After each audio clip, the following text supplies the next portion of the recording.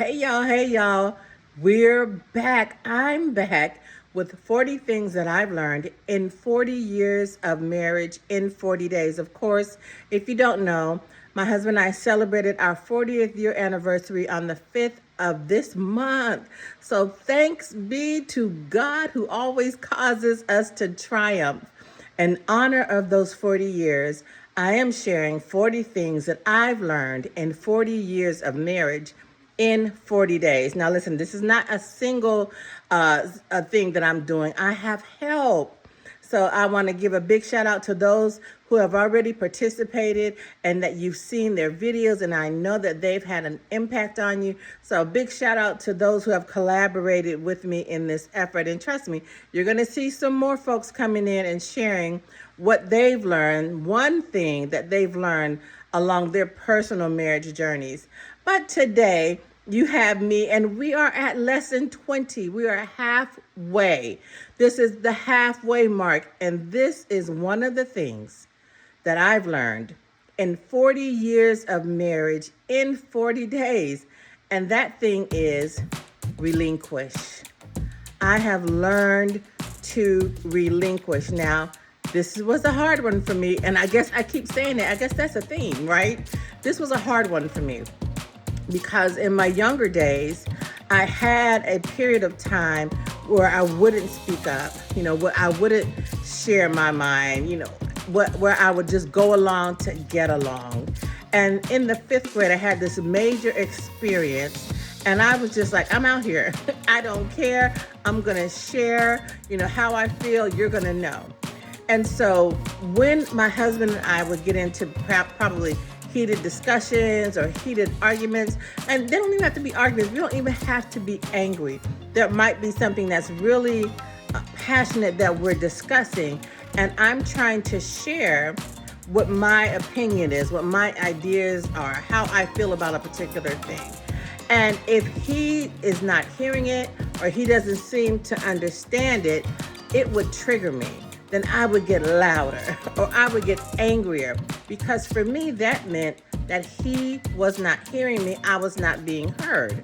Childhood trauma. Or if we're discussing something and he has one opinion on it and I have another opinion on it, and I know my opinion is right. Ladies, holla. Men, holla. I know that my opinion is right. Pride would not let me let that thing go.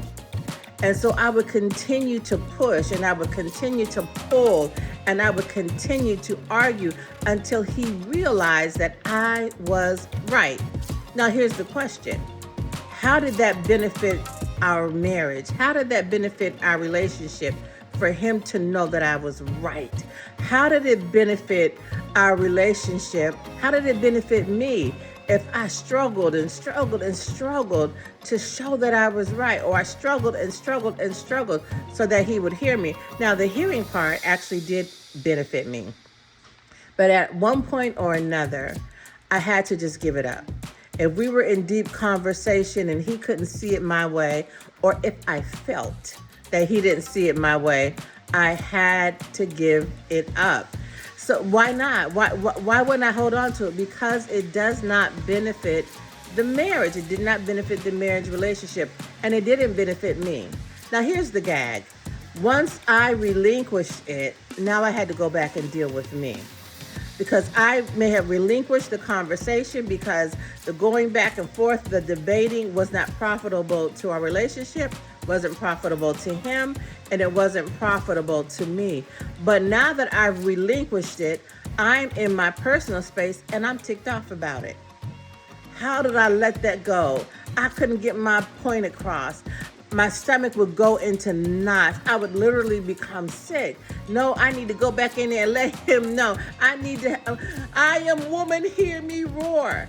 And so I had to go back and deal with me. And actually, I will tell you, in all transparency, I'm dealing with me even now. I'm in a particular mentorship where I'm recognizing those triggers and recognizing the source and the routes and all those kinds of things. But I started that years ago in this marriage. So my issue was I didn't want to relinquish. I didn't want to relinquish my pride. I didn't want to relinquish my position. I didn't want to relinquish my opinion. I didn't want to relinquish, in all actuality, my strength.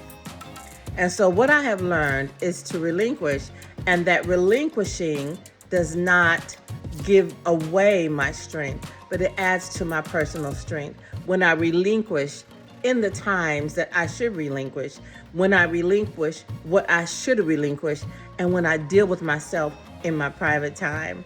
So listen, thank you so much for joining. If you are having an issue relinquishing, or if you've also learned that in your marriage or in your relationship, let me know in the comments. I'll see y'all tomorrow. Thanks so much for joining me. God bless.